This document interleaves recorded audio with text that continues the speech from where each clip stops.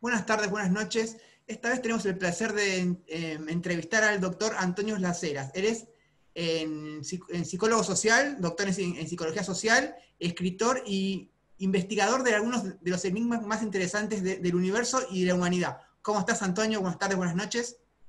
Muy buenas tardes, muy buenas noches y muy agradecido de que me hayas tenido en cuenta para este diálogo. Realmente No, muy agradecido. yo por tu tiempo, porque sos como te decía fuera de aire, sos tanto que no sabía cómo abordarte.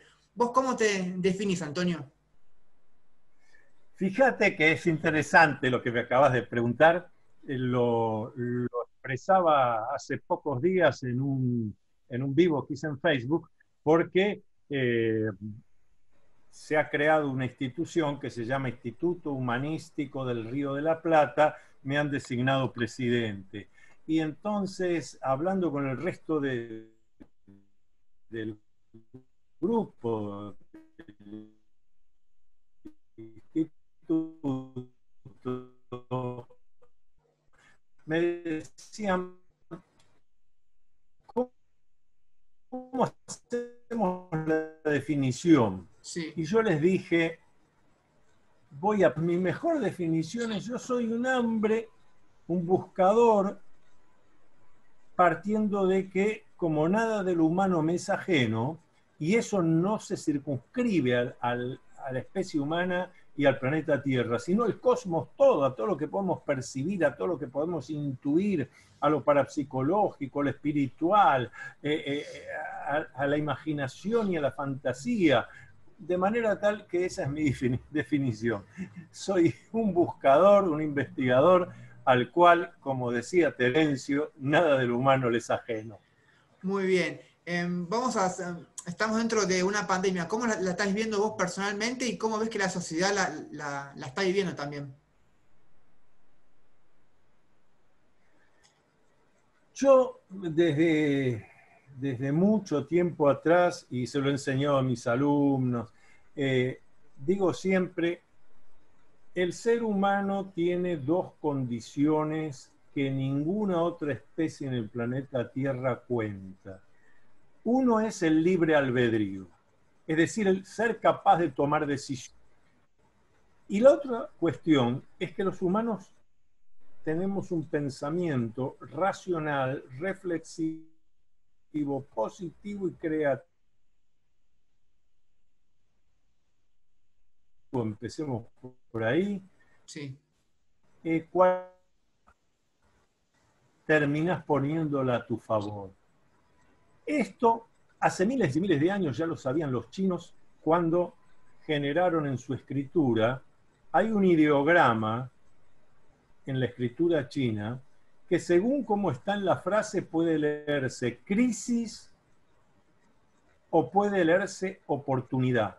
sí, De manera tal que cualquier crisis, cualquier situación inesperada, problema, dificultad, puede ser una crisis. ¡Ay, qué barbaridad! ¿Qué voy a hacer ahora? Me arruinó la vida esto.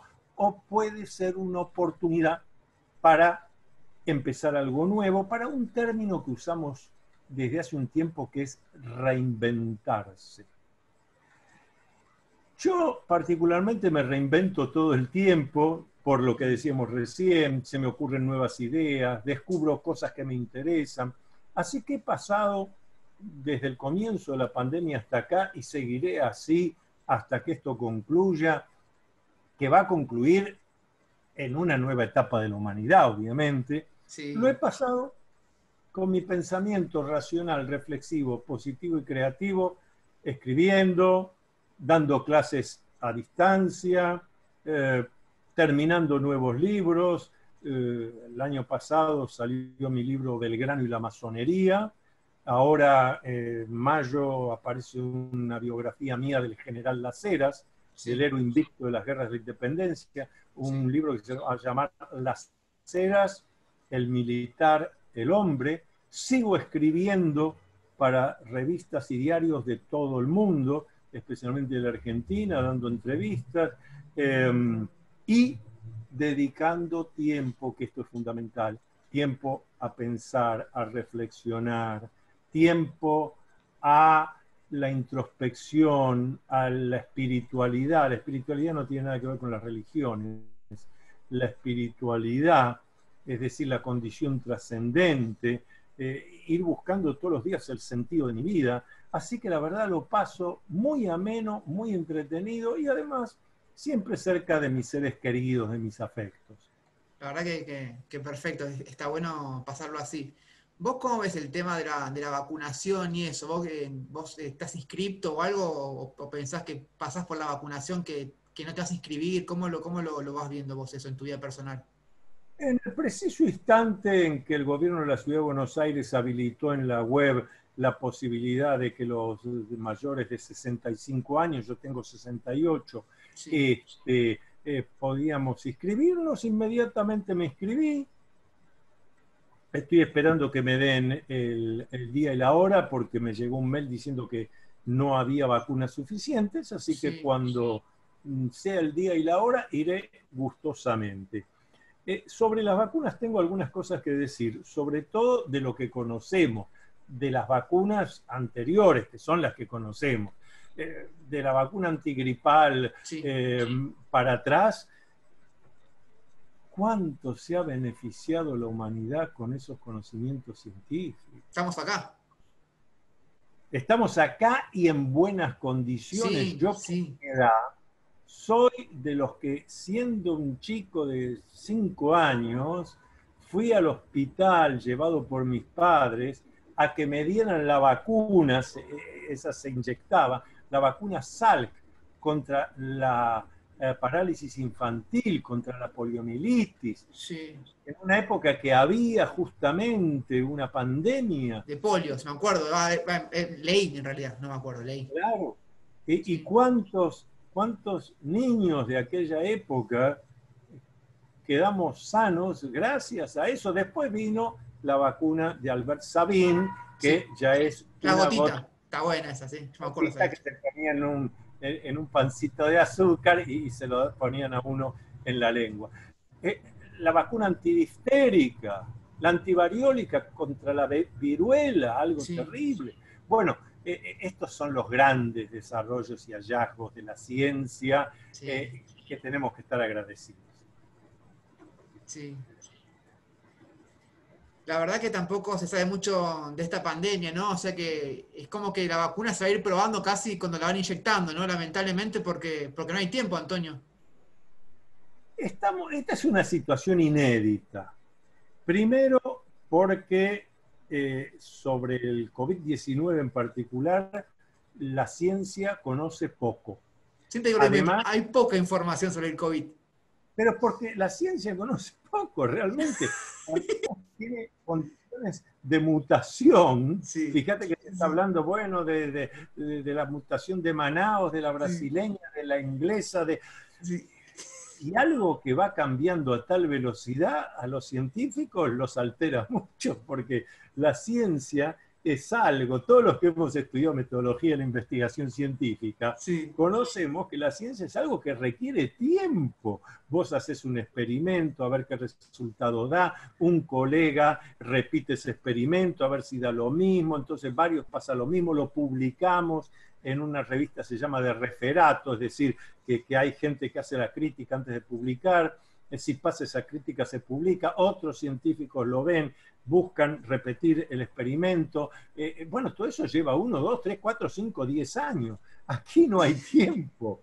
Entonces, las vacunas surgen como han surgido, la necesidad de la vacunación se da, pero claro, las condiciones normales sí, son un par dentro de de la años, como decía, son un investigación par de años, científica bastante. no están porque no hay tiempo.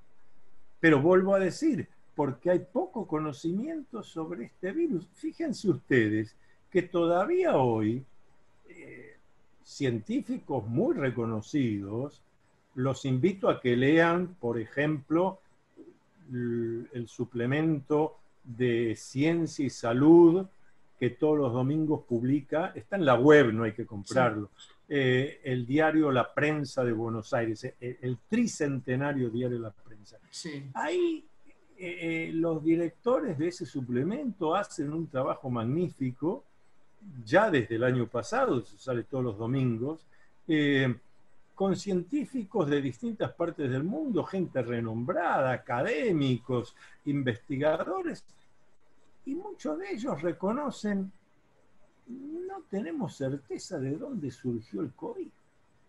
Si realmente... El No hay nada. COVID-19. Sí. No sabemos si realmente tiene que ver con el murciélago, con un animal que se comió a alguien en un lugar de la China, si esto es resultado de un experimento, de una mutación natural. No se conoce. Nada. Entonces, es muy difícil investigar y sacar conclusiones de algo que ni siquiera conoces su origen, y sobre todo contrarreloj. Esto hay que hacerlo rápido, esto hay que resolver. Sí, pero la ciencia tiene sus tiempos, la investigación, la metodología de investigación científica tiene sus tiempos. Sí, es así. Vamos a cambiar un poco de tema que te conté fuera de aire cómo te conocí, porque vos participaste con Pablo Waldkrauf y también con Andrea Pérez Simondini sobre el tema OVNI, ¿no?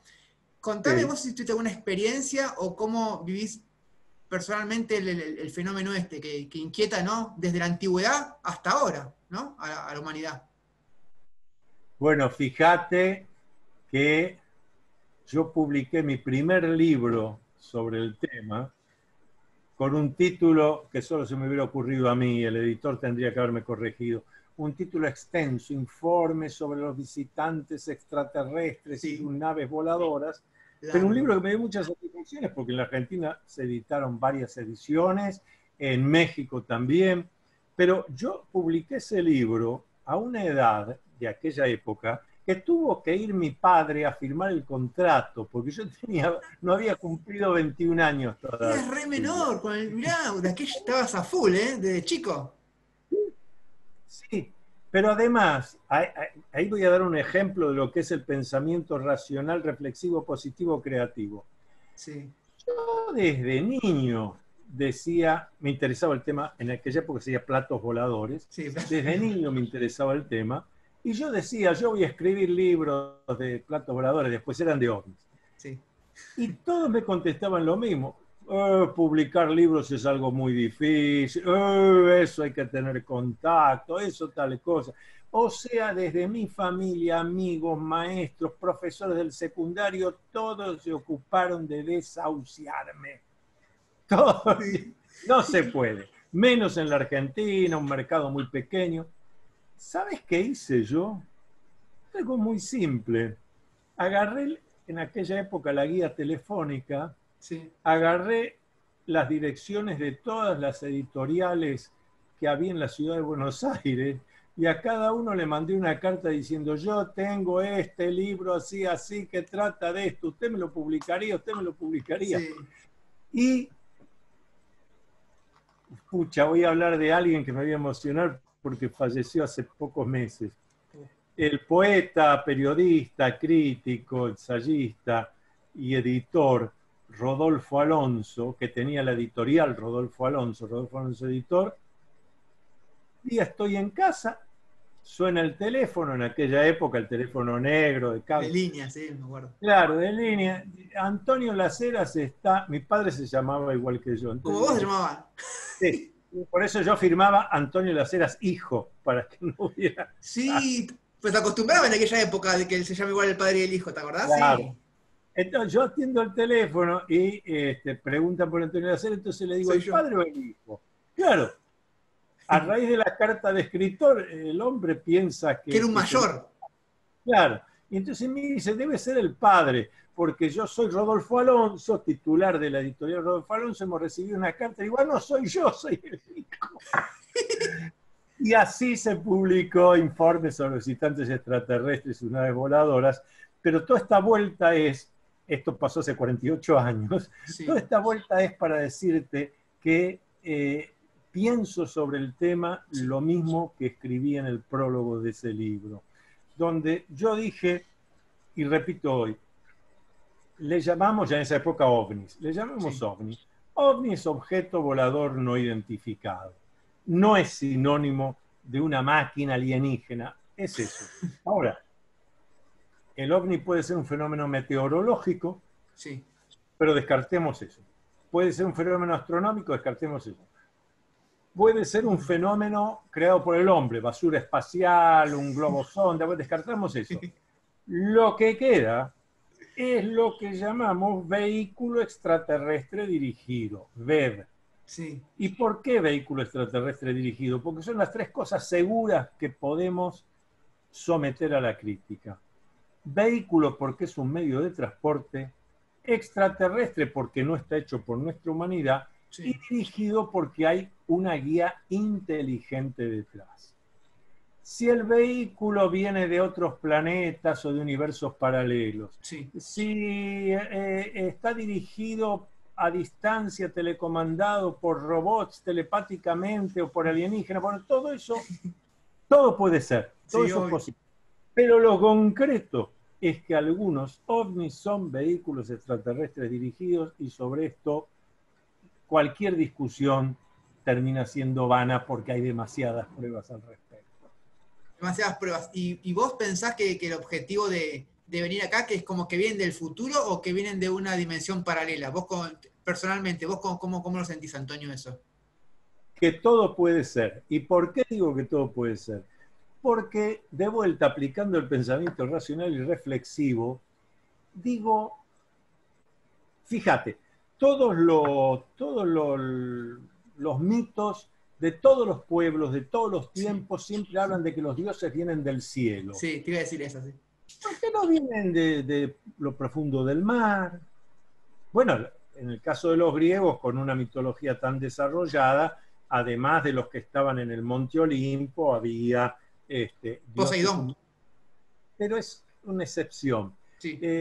Tanto es así que yo te diría que ya está en el inconsciente colectivo la idea de que Dios está en el cielo. Fíjate qué actitud. Cualquier persona que en un momento difícil dice, ¡ay, mi Dios!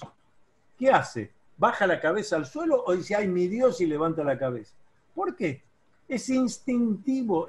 Más que instintivo es lo que Carl Gustav Jung, el sabio suizo, tan conocedor de la mente humana, yo he abrazado su escuela, sí, Jung le llamaba esto inconsciente colectivo. Es algo que ya viene con nosotros, pero no porque tenga que ver con la condición animal nuestra, digamos, instinto, sí, sino porque nuestra cultura fue formando que Dios está en el cielo. Ahora, para nosotros, para vos, para mí, para muchos de los que nos están siguiendo en este momento, sí, Dios está en el cielo significa que en distintos momentos de la historia de la humanidad, alienígenas llegaron a este planeta. Sí. Y en algunas ocasiones se comunicaron con nosotros y nos transmitieron conocimientos. Pienso igual, sí. Y en otras ocasiones han hecho lo que en metodología de la investigación científica de las ciencias humanísticas llamamos observación no participante. Cuando antes de la pandemia, en las conferencias que yo daba en las ferias del libro y demás, la gente me decía, pero doctor Las Heras, ¿por qué no se comunican? Yo le decía, porque están haciendo algo que nosotros, los científicos de temas humanísticos, conocemos. Se llama observación no participante. Usted llega a una isla en medio de Oceanía, donde todavía para sacar una chispa están golpeando una piedra contra la otra. Usted no va y le dice, déjese embromar, mire, acá tiene el sensor, tome el celular. No, uno investiga esa cultura y no la altera. Eso es un respeto, sí, a la evolución de cada cultura. Pero al tener todas estas variables, lo que yo estoy convencido es que nosotros no hemos sido ni es que estamos siendo visitados por una humanidad, sino que a lo largo de los miles de años, distintas humanidades de distintos orígenes han llegado a este sistema solar, han venido al planeta Tierra. Hasta podríamos suponer que mientras estamos dialogando nosotros acá, por primera vez una humanidad de otro lugar está llegando al sistema solar y descubriendo que hay un planeta con gente que somos nosotros. Ahora, ¿vienen de universos paralelos? Puede ser. ¿Pueden ser viajeros en el tiempo? Puede ser. ¿Pueden que vengan de otros sistemas solares de esta galaxia? Puede ser. ¿Puede que vengan de otros sistemas solares de otras galaxias? Puede ser. Todo esto puede ser. Porque lo concreto y real es que hasta ahora no tenemos una prueba tangible del alienígena sentado al lado nuestro diciendo, mire, pregúnteme lo que quiera. Tenemos gente que dice, yo tengo comunicaciones telepáticas, otros que han encuentros del tercer tipo, gente que ha estado dentro del vehículo extraterrestre que han sido sometidos a investigaciones. Sí, pero del verdadero origen, fuera de la Tierra, pero ¿de dónde? Todo puede ser. Exacto. Y vos hablando del tema de adopciones y esas cosas, ¿vos qué pensás que Estados Unidos realmente tiene en su poder en el Área 51 alguna nave o algún cuerpo que lo están investigando todavía? Yo te voy a contestar de esta manera. Por las dudas que nos estén escuchando, ¿no, Antonio? Está bien. Sí, te voy a contestar de esta manera. Cuando estaba en pleno auge la película Encuentros cercanos del tercer tipo de Steven Spielberg, sí, pero que tuvo de asesor científico al doctor en astronomía Joseph Adam Hynek. Ah, mira. Claro, que fue 20 años, ya estaba jubilado en esa época Hynek, había sido 20 años asesor científico de la NASA. Sí. Entonces, en Bogotá, Colombia, se organiza el primer Congreso Internacional de Investigación del Fenómeno OVNI, aprovechando el auge de encuentros cercanos. ¿Y quién presidió? Presidió el doctor Alan Hynek. Claro, esa era la figura estelar. Iba a ir, y estaba invitado también Antonio Rivera, que al final no pudo viajar por un problema de avión, y el representante argentino fui yo. Mirá qué bien, ¿eh? Te felicito. No la tenía, estás en todo, ¿eh? Advierto que en aquella época yo era una joven promesa, tenía 27 años. Por lo cual... Pero bien, estuviste bien ahí. Sí. Bueno, hay un libro que se llama El Tao de los Líderes, que tiene una frase que a mí se me grabó de adolescente. En la acción la oportunidad lo es todo. Por eso siempre le digo a quien me quiera escuchar, no pospongan, no dejen para mañana, no digan, bueno, ya se dará otra oportunidad. Se da la oportunidad, hay que aprovecharla. Es más, hubo una serie de complicaciones porque me mandaron todo, el pasaje me lo habían mandado al revés, en vez de ser Buenos Aires, Bogotá, Buenos Aires, era Bogotá, Buenos Aires, Bogotá. Como si estarías volviendo, como si fueras de Bogotá vos. Me quedaba en Bogotá. Claro. Bueno, salió todo bien. Bueno. Y ahí cometí, por eso decía, hay que perdonarme un pecado de juventud, les voy a contar lo que me pasó con Alan Hynek, que claro, fue una maravilla. Sí, el congreso duró una semana, nosotros llegamos 2 días antes, nos fuimos 2 días después, quiere decir que estuvimos 2 semanas hospedados en el mismo hotel, el Hotel Tequendama, desayunábamos, almorzábamos, dialogábamos, la gente, los organizadores muy buenos, tuve mucho tiempo con Hynek. Sí. Entonces ya cuando me sentía que estábamos, no digo entre amigos, pero conocidos, sí, le digo a Hynek, en ese momento estaba de presidente de los Estados Unidos. ¿Quién estaba? Ya me voy a acordar. Pero el que estaba sí, era el que había dicho en su plataforma electoral que si él asumía la presidencia iba a liberar todos los archivos secretos de OVNIs y demás. ¿De aquella época estaban diciendo eso? Sí. Bueno, te voy a decir. Una promesa. Hablando del año 68, 69. No, 78, 79. Ah, pero igual, de aquella época estaban prometiendo. Ya, sí. Carter. Jimmy Carter. Sí. Entonces, en un desayuno muy tranquilo, y ya en confianza, como les digo, le digo al doctor Hynek, dígame, acá entre nosotros, esto del Área 51, estas cosas que el gobierno de los Estados Unidos tiene secretas, se liberarán.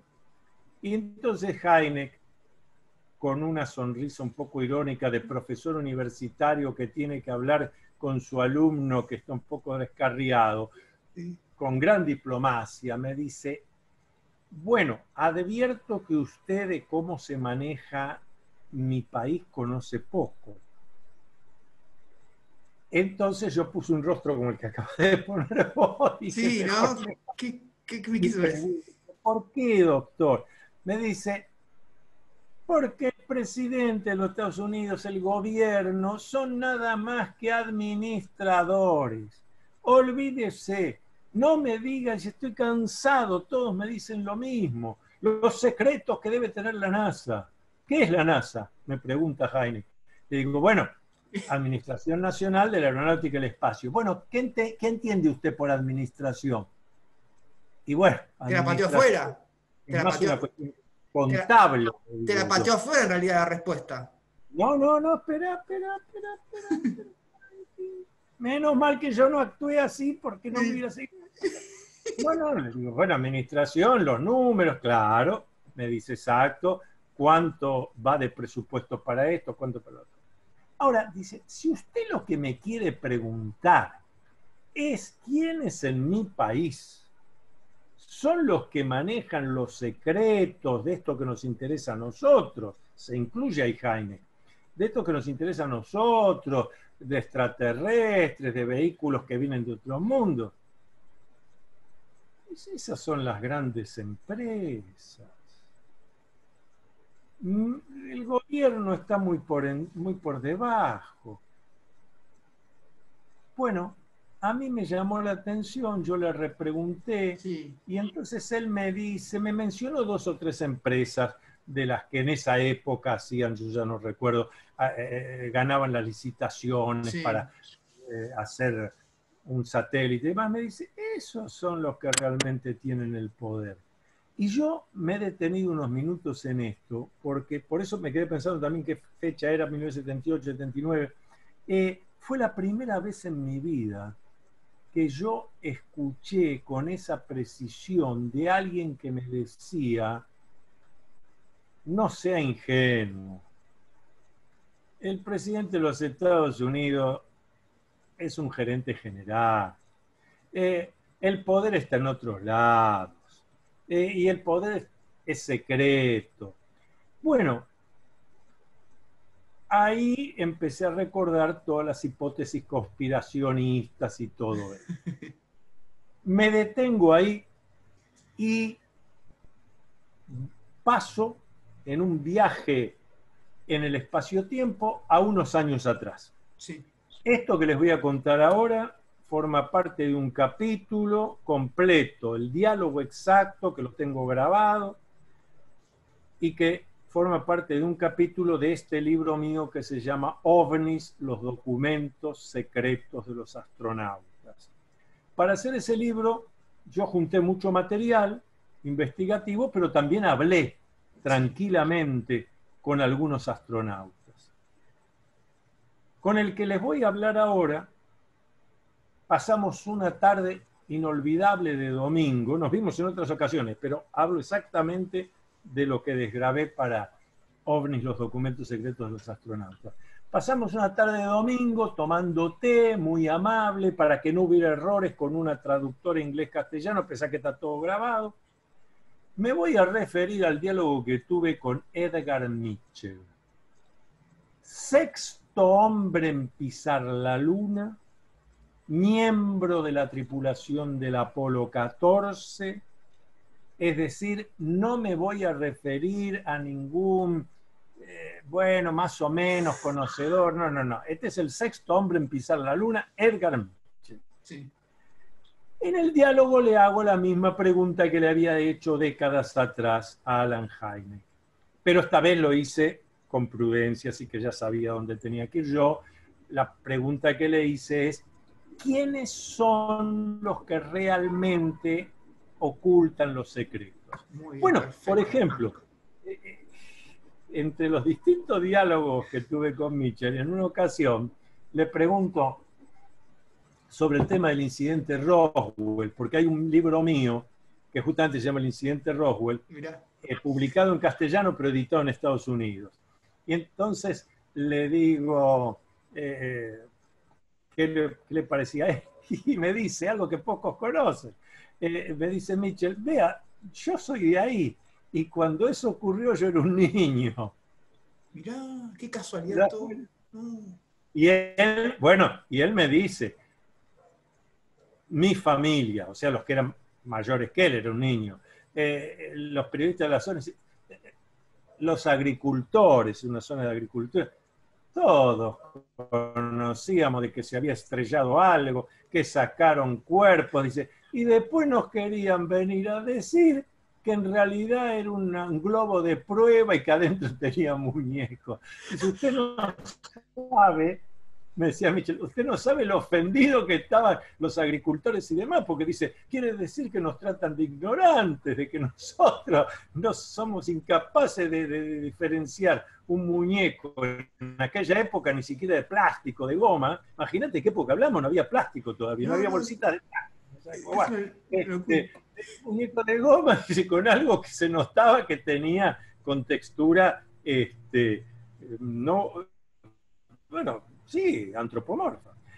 Pero no es a lo que íbamos a que le pregunto sobre los secretos.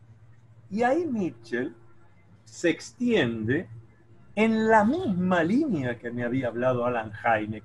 Él me dice, mire, la gente cree que la NASA, que el gobierno de los Estados Unidos, u otros gobiernos, incluso me dice, su propio gobierno en Argentina, la gente cree, no. Los secretos los tienen las grandes empresas transnacionales, las multinacionales, las que ganan la licitación en aquella época, está el transbordador espacial todavía, para el transbordador espacial, para los nuevos viajes, para los satélites de comunicaciones. Dice, esos son los grupos que incluso ponen millones de dólares para ocultar todo y para investigarlo. Me agrega otra cosa muy interesante. Dice, esos mismos grupos tienen servicios de prensa que se ocupan de denigrar a los investigadores, a los difusores y de descalificar a los testigos. Insisto, dicho por Edgar Mitchell, sexto hombre en pisar la luna, miembro del Apolo 14. Bien, no se queda ahí Mitchell y me dice, a usted esto le puede llamar la atención cuando yo le digo millones de dólares que ponen esas empresas.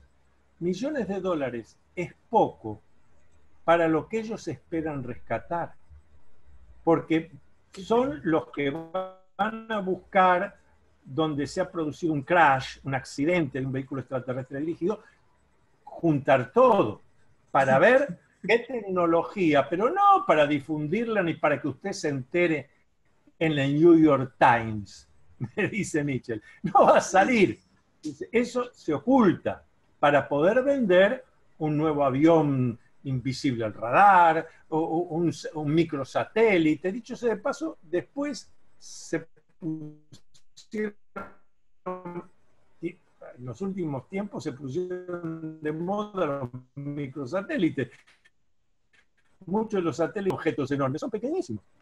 Y me hace esta pregunta que te la hago a vos y a todos los que nos están siguiendo. Me dice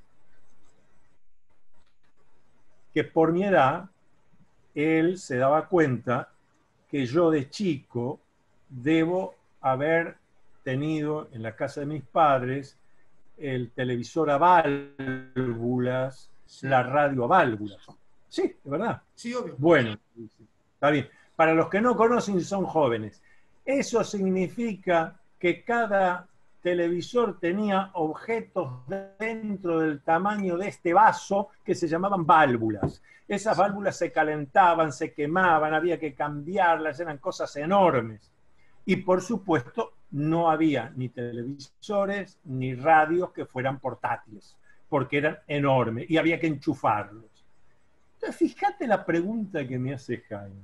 Me dice, Mitchell, sí, me dice, usted conoce la historia de la ciencia y sobre todo la tecnología. Se va haciendo un invento, se lo corrige, muy bien. Dígame, ¿cuál fue el invento intermedio entre la radio y el televisor a válvulas y la radio pequeña a transistores que apareció de golpe. ¿Cuál fue?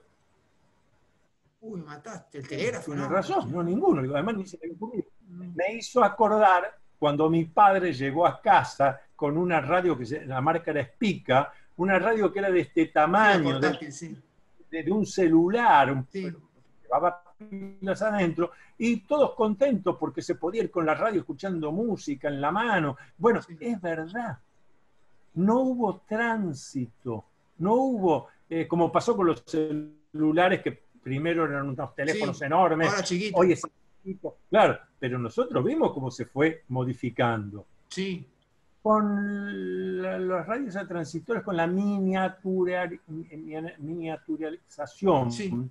es decir, que todo en miniatura, no hubo intermediarios. Y ahí me dice Mitchell, ¿y a usted por qué le parece que no hubo? Dice, pues se cree que la historia de que en Silicon Valley descubrieron que hacer el transistor chiquito, dice, de algún lado sacaron ese conocimiento, ¿de dónde cree usted que lo sacaron? Es muy probable, sí, sí, la verdad que sí. Pero fíjate qué interesante es poder conversar en directo sí. con la gente que tiene una información que obviamente nosotros en forma directa no vamos a acceder nunca. Sí. Una pregunta que cuando hablé con Andrea Pérez Simondini, viste que quedó en el aire, que fue como una pregunta que quedó abierta, ¿no? Si todos los países tienen alguna especie de convenio con Estados Unidos para si cae algo reportarlo y llevárselo. Como pasó acá, creo que dijeron que fue un horno pixero acá en Buenos Aires, ¿te acordás que fue hace un par de años? Contame, vos qué sentís que pasa con una especie de convenio, ¿cómo lo ves? No se trata de sentir, se trata de pensar, y basado en lo que me dijo Heineken en su momento, lo que me dice Edgar Mitchell, yo hace rato que dejé de acusar a los gobiernos. Dejé de acusar a los gobiernos. Evidentemente esto lo manejan otros grupos que son efectivamente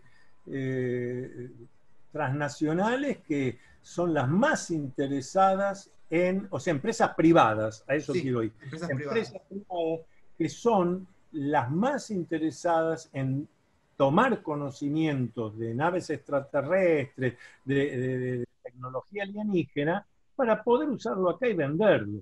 Miren, hay otro detalle que tenemos que tomar conciencia. Hay una nueva carrera espacial, se habrán dado cuenta todos, de unos años a esta parte, hay una nueva carrera espacial, hace ya 20 años que está dando vueltas la Estación Espacial Internacional, que cuesta millones de dólares mensuales. Si yo les pregunto, ¿qué experimentos se están haciendo? Muy poco se conoce. Yo lo vengo siguiendo, ¿no? Y entonces un día aparece ahí en Twitter que estaban haciendo un estudio, no es un chiste lo que les voy a decir, es serio. Aparece en Twitter que estaban haciendo un estudio de cómo crece la lechuga dentro de la estación espacial, ahí, digamos, sin gravedad, cómo crece la lechuga. Bueno, un poquito caro, ¿no? Para hacer ese experimento. Obviamente en la Estación Espacial Internacional se están investigando otras cosas que nosotros no nos enteramos. Vos decís que con humanos, tipo con humanos, algo de clonación, algo más serio, digamos, ¿no? Cualquier cosa es posible, porque si no nos dicen, tenemos derecho a imaginar hasta que nos demuestren lo opuesto. Pero además se ha desatado una carrera espacial que por primera vez, en forma clara y concreta, no tiene a los gobiernos como protagonistas. Ejemplo, uno de los protagonistas de esta historia es la empresa SpaceX de Elon Musk. Sí. Pero después hay 5 o 6 empresas más que, si ustedes buscan en Google, van a encontrar que hasta hay una de las empresas que ya ofrece para dentro de 2 años solamente, es decir, ya tiene a la venta los pasajes para viajar a dar unas vueltas al espacio y volver. Si ustedes googlean y buscan bien la información, está preguntas típicas para aquel, creo que hay que tener $300.000, algo así, es un poquito caro todavía. Sí. Pero dentro de las preguntas está qué condiciones físicas tiene que tener uno para poder comprar ese boleto y acceder a ese viaje al espacio. Sí. Y la respuesta es clarísima. La misma certificación médica que la que usted requiere para ir a un gimnasio a hacer gimnasia.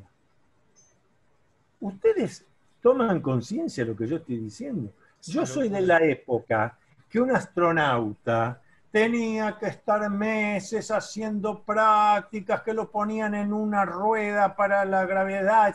Hoy están los trajes espaciales, todo el sistema desarrollado de tal forma que si yo estoy autorizado por mi médico para ir a hacer gimnasia al gimnasio un par de horas todos los días, puedo comprar el boleto si tengo el dinero e irme a ver cómo se es estar 3, 4 vueltas en el espacio. Ese es el mundo que ya tenemos aquí. Ahora, ese mundo está manejado ya claramente no por los gobiernos, sino por empresas privadas. ¿Vos decís que en un punto puede ser que sea un poco peligroso que un poder que no conocemos, digamos, porque algunas empresas capaz que son un poco anónimas, porque capaz que el nombre real, tampoco tenemos tanta información de quién maneja todos los hilos de la humanidad, me parece? Bueno, yo estoy convencido de eso. Yo cuando veo estos grupos, estas personas que dicen que empezaron hace, no sé, 30 años en el garaje de la casa y hoy son, no millonarios, bimillonarios, yo digo, no nos insulten la inteligencia. Nadie evoluciona tan exitosamente, sin problemas, sin dificultades. Es evidente que esta gente son testaferros de los verdaderos poderes que están detrás. Están detrás. Lo que yo llamo los grandes titiriteros. La humanidad desde siempre estuvo manejada por distintos titiriteros. Ahora son estos, que los podemos intuir, pero que de hecho no los conocemos. Antonio, sería como una especie de tipo logia, ¿no? Sería, pero algo de el nuevo orden. Viste que en internet a veces se habla del nuevo orden mundial y todo eso. Tiene que ver por ahí, me parece, ¿no? A tal punto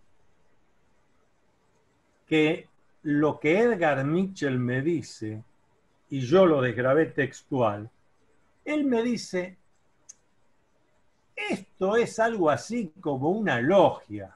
Y usa el término logia. Fuerte. Secreta que, y después lo que ya les dije, integrada por las grandes multinacionales, pero claramente utiliza el término de logia y secreta.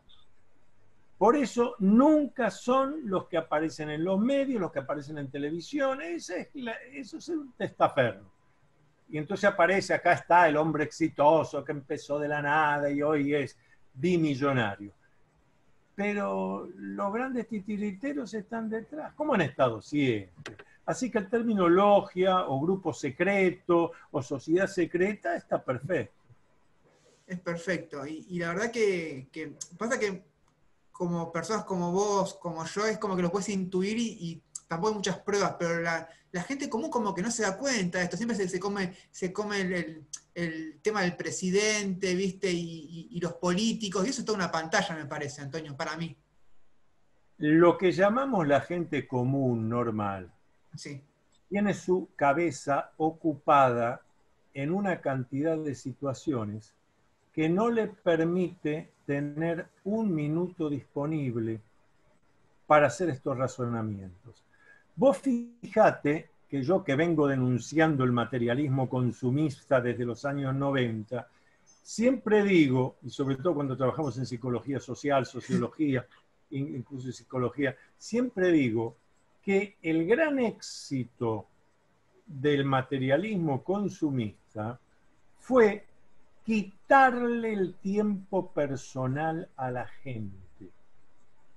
Cuando a vos te quitan tu tiempo personal, cuando vos no tenés todos los días, no de vez en cuando, todos los días no tenés un rato para quedarte tranquilo, sea mirando la nada o lo que fuera, o caminando y pensando qué hago, qué no hago, esto será así, esto que me dicen, se sostiene, no se sostiene. lo que hacían nuestros padres, abuelos y demás. Acá en Buenos Aires, capital, el Gran Buenos Aires, yo digo, había la cultura del parral.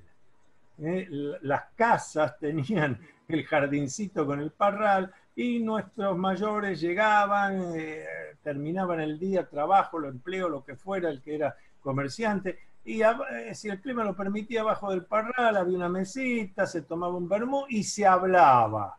Y se dialogaba unos con otros y razonaban. Che, pero esto será así. Quizás era gente que no tenía títulos universitarios ni nada, pero usaban el razonamiento, con eso alcanza.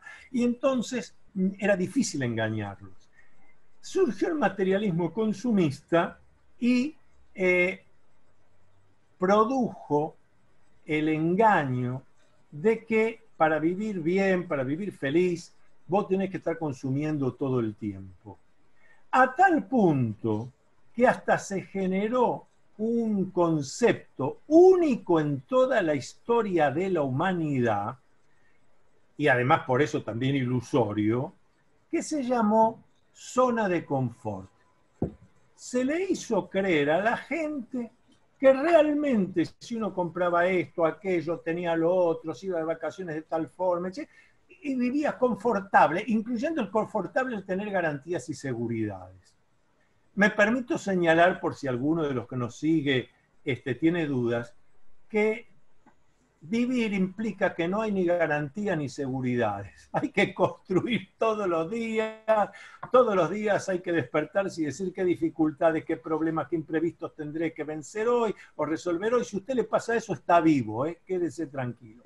Bien, esa ilusión de zona de confort hace 1 año y medio se estrelló completamente cuando de la noche a la mañana nos despertamos y nos dijeron pandemia, cuarentena, no sabemos nada, se puede morir, esto es un desastre. Bueno, pero en realidad era una ilusión.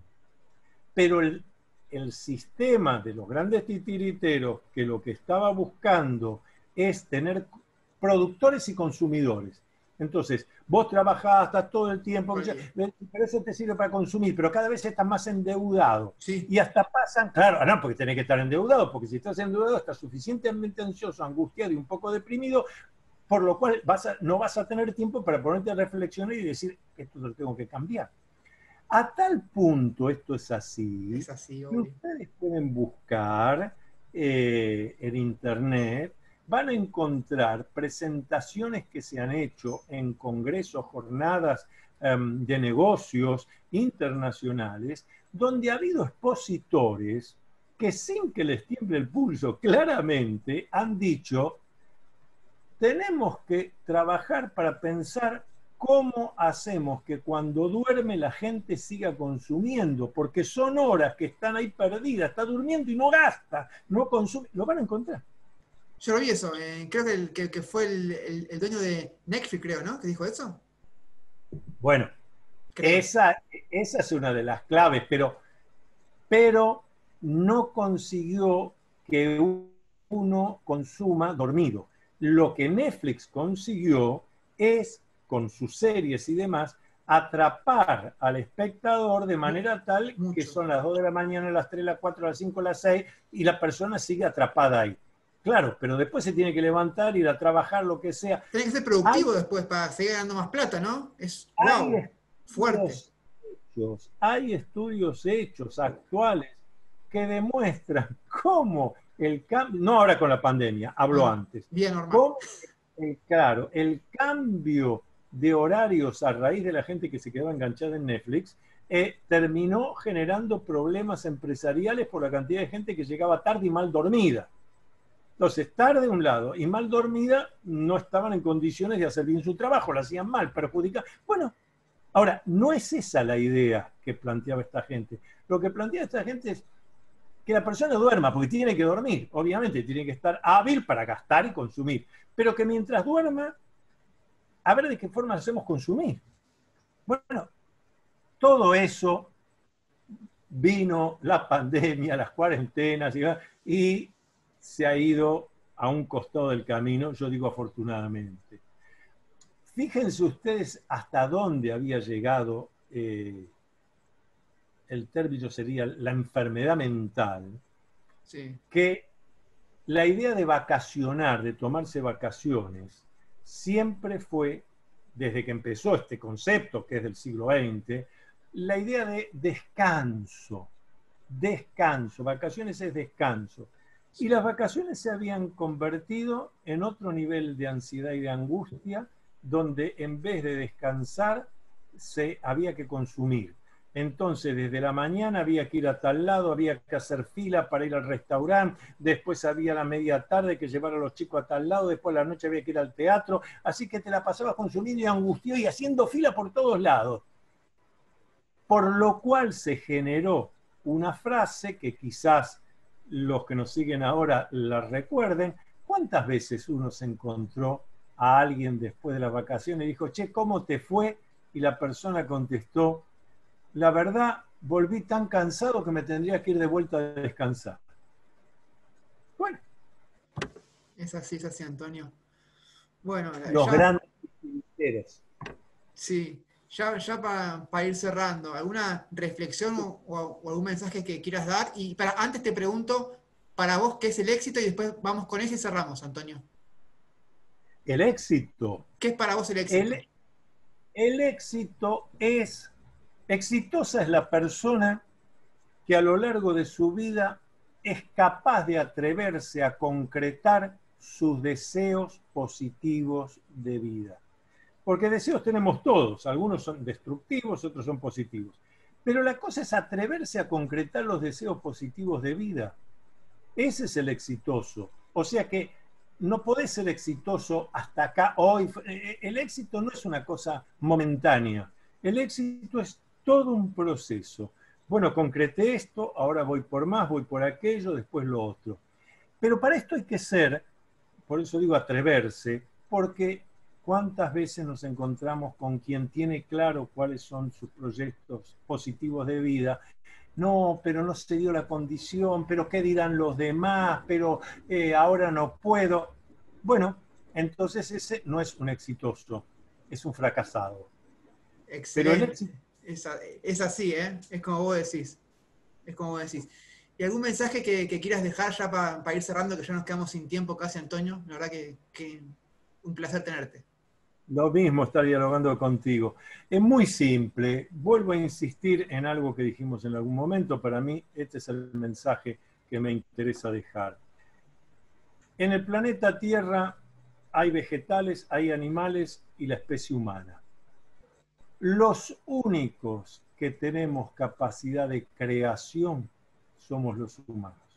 Los únicos que podemos decidir nuestro proyecto de vida somos los humanos. Los únicos que podemos decir esto sí, esto no, somos los humanos. Los únicos que podemos corregir nuestros errores somos los humanos. La única ambición que no hay que tener es la de infalible. Los humanos somos falibles. Pero, como tenemos el pensamiento racional, reflexivo, positivo y creativo, cada error nos sirve de experiencia. Otra forma de diferenciar quién es un exitoso de un fracasado, yo diría, un exitoso es el que se cayó 89 veces y se levantó 90. Un fracasado es el que se cayó 89 veces y esa vez no pudo levantarse. Excelente cierre. Con un moñito me la dejaste. Te agradezco mucho, Antonio, por toda tu sabiduría y plasmarlo todo en esta entrevista. Y lo más importante es abrir las cabezas de las personas con mis entrevistas y que llegue a quien tenga que llegar este video, ¿no? Gente que está capaz ansiosa, depresiva, triste, o gente como nosotros que está ávida de conocimiento, ¿no? Y de preguntas. Siempre preguntarse por qué estamos acá, qué onda con todo, ¿no? Con todo, con las grandes empresas que financian cosas que no sabemos también de la Tierra, ¿no? Porque hay cosas que ni vos sabés, ni yo, ni nadie sabe. O sea, hay cosas experimentos que están dando vueltas por ahí, seguro rozando la ilegalidad, de la moralidad también. Hay cosas que deben estar zarpadísimas que no sabemos, ¿viste? Y siempre está bueno indagar, preguntar, y siempre con respeto, ¿no? Y tratando de llegar a buen puerto y a fuentes fidedignas, ¿viste? Sí. Se me ocurrió una cosa para los que puedan estar interesados en lo que hemos estado hablando. Pueden, para conocer mejor todo lo que estoy haciendo, pueden visitar mi página web, antoniolaceras.com. Dale. Yo antoniolaceras.com. después te la pongo por acá abajo, ¿ok? La voy a dejar ahí abajo. Perfecto. Gracias, excelente. www.antoniolaceras.com. Sí, agradecidísimo con vos y te pongo el grafo ahí, así queda clarísimo. Y apenas esté tu nota online, te voy a robar en Twitter. En Facebook creo que no te tengo. Y en Instagram sí. O sea que va a estar por todos lados. Mi canal en YouTube se llama Antonio Laceras y en Facebook también Antonio Laceras. Ahora te sigo entonces, pero ¿tenés página o tenés para hacer amigos ahí? Sí, tengo para ser amigos, sí, sí, sí. Listo, dale. Hay una página de Antonio Una Laceras y fanpage también y otra personal. el muro personal de Antonio Laceras. Exacto. Listo. Muchas gracias, que tengas buen sábado a la noche. Esto se grabó un sábado, apenas pueda estará subida porque yo tengo otras entrevistas antes que hacer, pero apenas esté online te mando un mensajito, te aviso, Antonio está online eso, la compartís, la disfrutan todos y pensamos, ¿no? Entre todos pensamos. Pensamos. Luminoso abrazo para todos. Luminoso. Gracias, qué bueno, qué bueno conocerte por este medio. Te Gracias, agradezco. Antonio. Chau, chau. Siempre adelante. Gracias.